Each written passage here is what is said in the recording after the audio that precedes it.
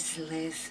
Welcome to my little urban homestead and welcome to Fabric Friday that I should have done last week, but we were making too much noise.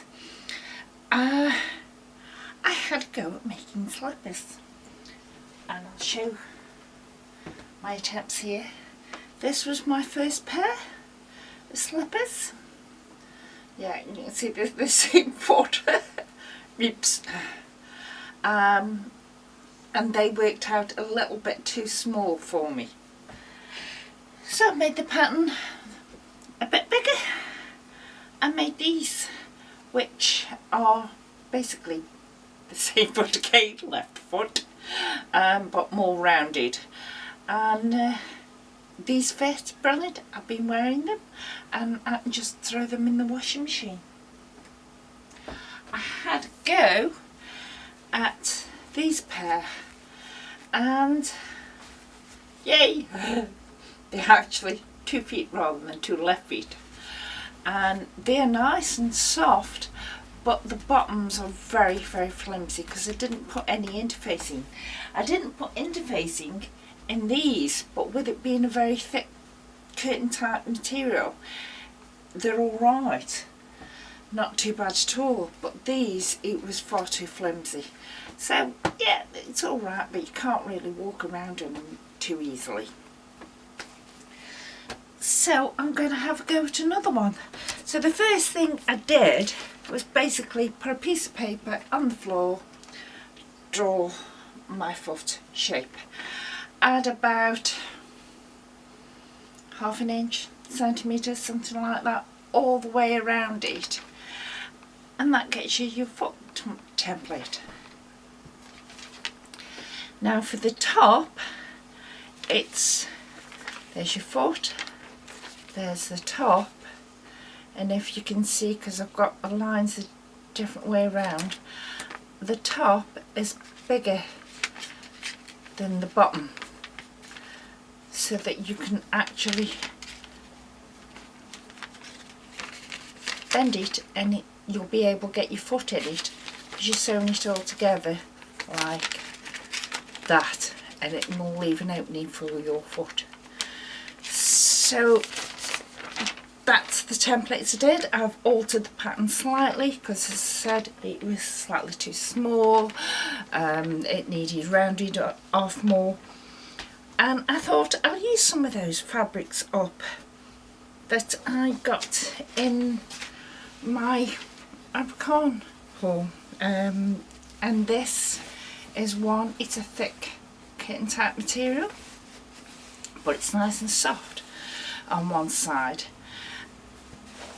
So I'm going to be using this and what's left over of this rubbery type material that I used on the coasters and also on these, but I'm going to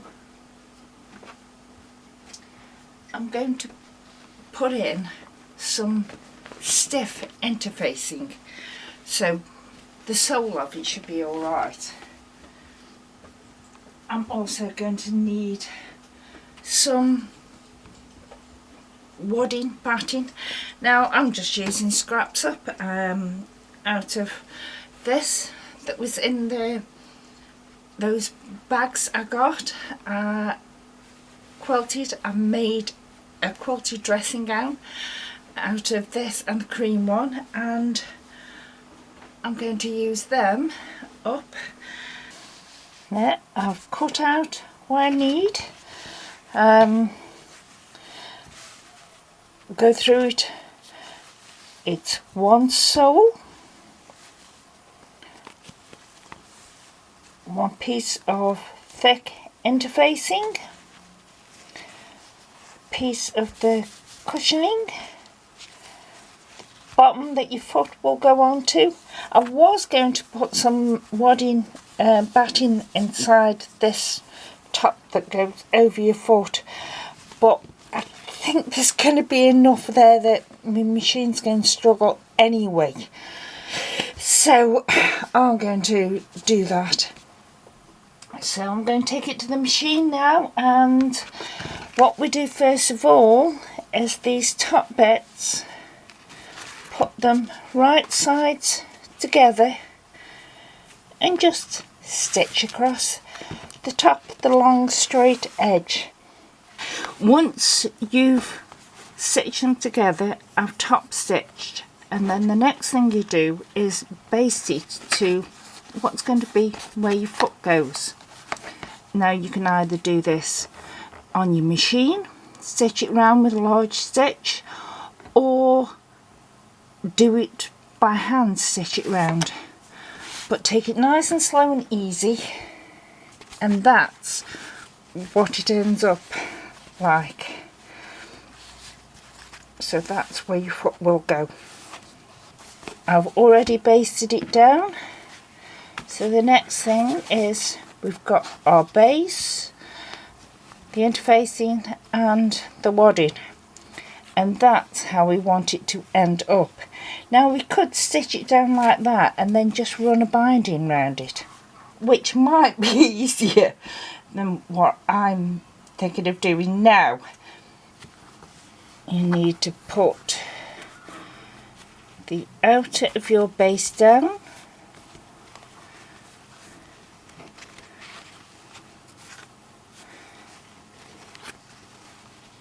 I want the interfacing next to the base actually,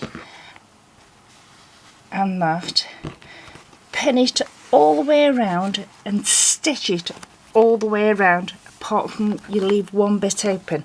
Now I'll do the pinning bit off camera and then I'll show you. Once it's basted all the way around, what we do is fold it in on itself, you know, the flap that goes over the top of your foot. Now you want to find which is the outside and which is the inside, so this will be my inside, and I will need next to it the interfacing and the wadding.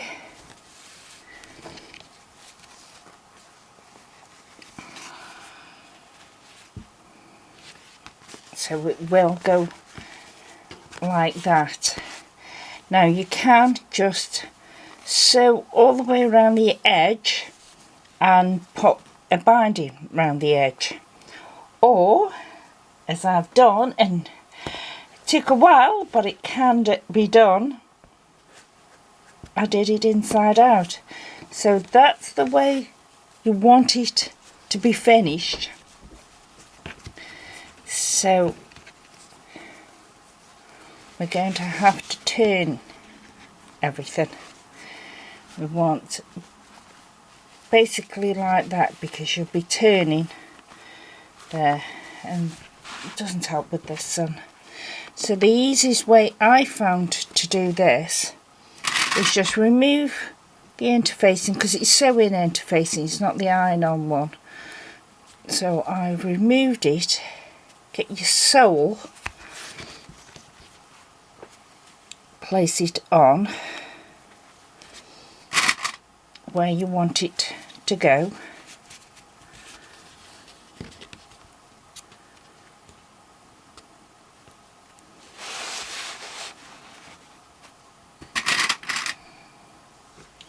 Move the camera into the sun.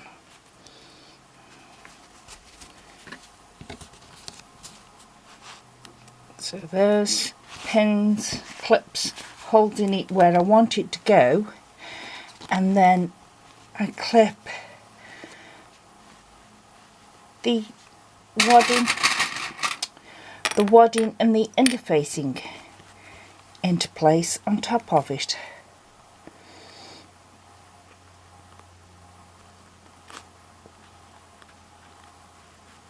But I didn't do that on the other one. Why didn't I do that?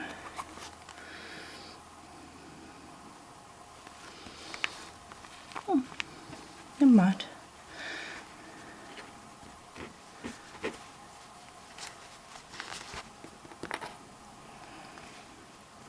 Now what you can do if you hand sew is just basically hand sew it down and then machine stitch it, or hand sew it all if you want. And I will be turning it out through that hole, but I think I'll leave a big gap here because I did on the last one leave a really big gap, because it's possible but it's difficult. So basically now take it to the sewing machine, sew all the way around along the bottom, but leave quite a big gap because there's a lot of bulk here to go through, because you can top stitch afterwards. I didn't top stitch because this rubberized material doesn't go in my sewing machine very well, so I'm not going all the way around. I can get over it, which I have done, so I've top stitched the opening where I turned it. I top stitched that closed, but it can be done. I'll stitch this and then bring it back. So here it is, I've just stitched round it. Don't know if you can make this out, and I'm just going to trim it to make it easier to turn. So I've left that bit, so I'll go there, this side. We can see, I can see the stitches better anyway, and I'm just trimming it down so it'll turn easier. I'm not trimming down the bit that I will be turning in, because that gives me a bit more to hold on to. Now it's the fun turning it. It can be done, it just takes time.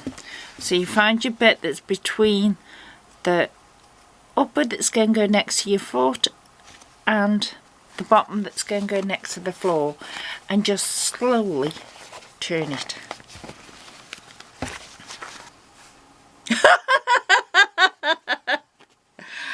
I got this the wrong way. I've got this on the bottom. Oh, bugger. Yes, I managed to turn it, but I didn't have them together the right way around, because I said it seemed different than last time. So what's a sole has become next to the foot, and vice versa. But I've got enough fabric left, so I'll make another pair exactly the same, do one wrong and one right, and then they'll match. So you just turn in there, and you can hand stitch it down or machine stitch it down, whichever, but shows you it can be done. So there's my little slipper, the wrong way round. I'll show you now the other one. There's a slipper just done, but the wrong way round, and the slipper that I did before, but the right way round. So I'll do some more now. Okay, sorry about that. Thank you. Bye.